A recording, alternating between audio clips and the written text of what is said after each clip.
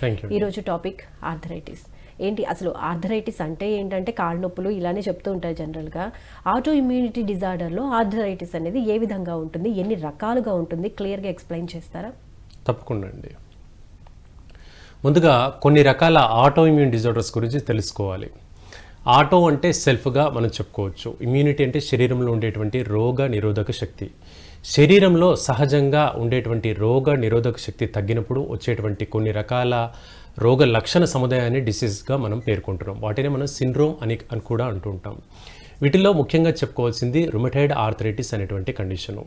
కీళ్ళ నొప్పులు విపరీతంగా ఉండడము, ఇందులో కూడా కీళ్ళ వాతం తాలూకు లక్షణాలు అధికంగా కనిపిస్తాయి. అంటే కీళ్ళ వాతానికి కీళ్ళ నొప్పులకు కొంత వ్యత్యాసం ఉంది. అది వ్యూవర్స్కి చాలా క్లియర్గా చెప్తాను.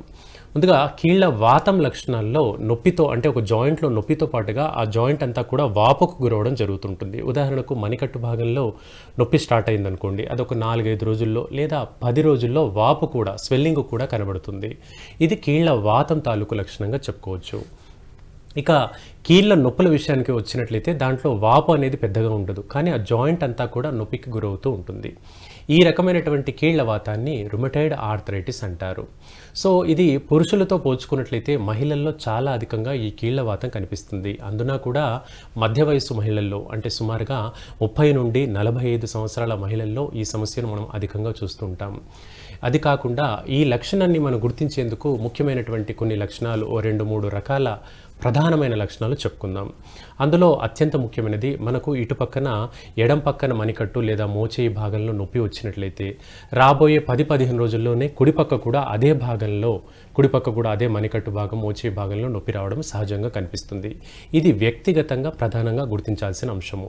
ఇక రెండవది, జ్వరం అధికంగా ఉండడం, అంటే నొప్పులతో పాటుగా జ్వరం ఉండడం. మనం ఇదివరకు చూసాము చికెన్ గునియా లాంటి నొప్పులని, డెంగ్యూ తాలూకు నొప్పులని, కోవిడ్ తర్వాత నొప్పులని, ఇలా పలు రకాల నొప్పులను చూస్తుంటాం.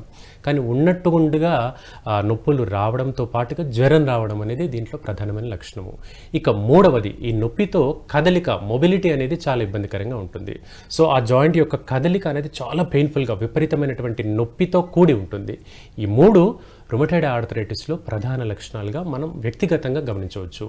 సో ఈ సమస్య మొండిగా ఉంటే డాక్టర్ గారిని కలవచ్చు.